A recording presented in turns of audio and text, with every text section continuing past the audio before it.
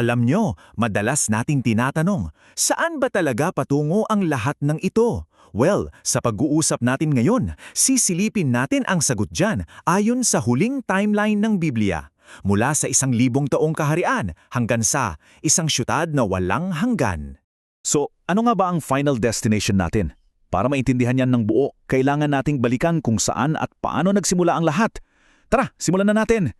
Para maintindihan natin yung ending, di ba kailangan muna nating alamin yung beginning. At ang simula ng kwento natin ay sa isang perpektong lugar na nawala. So ayun na nga, dahil sa pagpasok ng kasalanan, nasira ang lahat.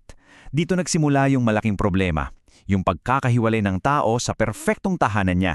At dahil dyan, kinilangan ng isang napakalaking plano para maayos at maibalik ang lahat. Pero, huwag maglaalala, di dyan nagtatapos ang kwento.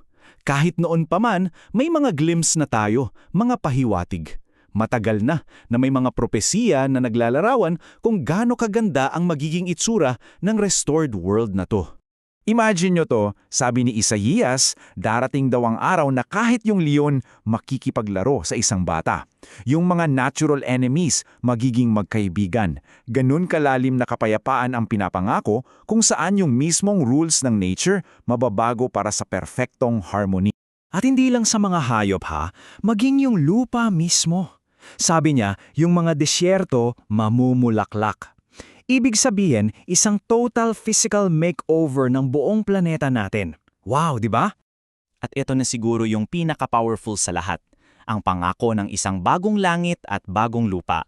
Isang lugar na alam nyo yon, wala ng kamatayan, wala ng iiyak, wala ng sakit.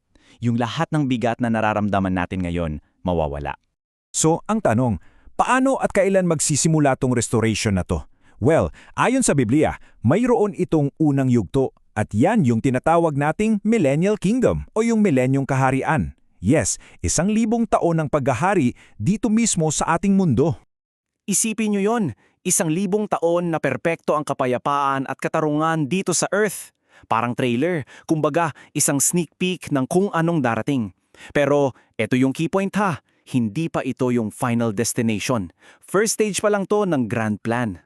At sa sentro ng kahariang ito, may isang napaka-espesyal na structure. Nakita ni Propeta Ezekiel sa isang vision yung isang bago at napakalaking templo. Ibang-iba sa lahat ng nauna. Ito yung magiging ground zero, yung sentro ng presensya ng Diyos dito sa lupa. Okay, so kung yung 1,000 years ay yung trailer, ano yung aabangan nating main event? Well, pagkatapos nun may darating na mas bongga, mas permanente. Dito na papasok yung final and eternal home natin, ang bagong Jerusalem, isang siyudad na literal na bababa mula sa langit. At kailangan nating i-underline ito. Hindi ito ordinaryong siyudad. Kalimutan nyo na lahat ng siyudad na nakita nyo. This is something else. Isang banal na obra maestra na hindi gawa ng tao. It's literally from God, bababa sa isang bago at nire-renew na creation. Okay, ready na ba kayo sa sukat nito? Kasi mind-blowing to. Inilarawan ito bilang isang perfect cube. Ang haba, lapad at taas niya ay pareho-pareho. Nasa 2,200 kilometers. Uulitin ko, 2,200 kilometers. Para lang magka-perspective tayo, yung taas niyan parang distansya mula sa Seoul hanggang Bangkok. Isang siyudad na pagkataas-taas, sobrang taas na aabot na sa outer space. Grabe, di ba? Mahirap i-imagine. Pero, alam nyo, yung sukat, pang wow factor lang yan. Ang pinaka-importante talaga ay yung mangyayari sa loob. Dahil dito, ang Diyos mismo ay titira kasama ng mga tao. Direct access, ika nga. At anong resulta niyan? Simple lang.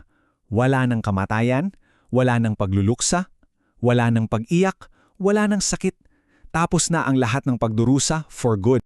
So, para lang i-recap natin yung dalawang stage mahalagang tandaan to. Yung Millennial Kingdom, ito yung 1,000 years dito sa Earth. Temporary to. At yung kasamaan, suppressed lang. Pero yung New Jerusalem, yan na yung forever. Mula yan sa langit at dito, yung kasamaan hindi lang suppressed. Totally absent na. Okay, so ngayon na nakita na natin yung mga key locations at events, pagtagpi-tagpiin na natin ang lahat, buuin na natin yung buong timeline, yung step-by-step sequence ng mga huling kaganapan. Ayan, so malinaw yung pagkakasunod-sunod. Step 1, ang pagbabalik ni Kristo at yung first resurrection. Step 2, magsisimula na yung 1,000-year reign dito sa earth. Step 3, pagkatapos ng 1,000 taon, may final judgment na mangyayari. At step 4, yung grand finale, ang bagong langit, bagong lupa, at ang pagbaba ng bagong Jerusalem. Yan na yung simula ng eternity. Lahat ng ito, itong buong timeline, ay patungo sa isang final, napakahalagang sandali. Yung paghuhukom, kung saan ayon sa nakasulat, may 2 posibleng resulta. Ang 100 patungo sa buhay at ang isa sa hatol. Kaya naman, ang huling tanong na iniiwan nito sa bawat isa sa atin ay, saang landas ka patungo?